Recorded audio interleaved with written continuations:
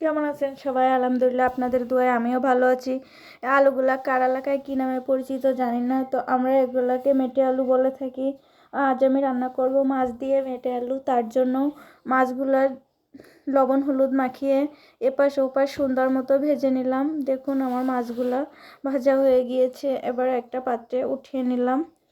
এরপর কড়াইতে পরিমাণ মতো তেল দিয়ে দিলাম। আর আমি সমস্ত রান্না বাটা মশলাই করি। আমার বাসার সবাই বাটা মশলা রান্না অনেক পছন্দ করে। তার জন্য পেঁয়াজ বাটা, রসুন বাটা, কাঁচামরিচ বাটা, পরিমাণ মতো লবণ, হলুদ, জিরা বাটা সব কিছু দিয়ে মশলাগুলো সুন্দর মতো কষিয়ে নিতে হবে। তো দেখুন সবগুলো দিয়ে মশলাগুলো আমি কষিয়ে নিচ্ছি। আমার মশলা কষানো প্রায় শেষ।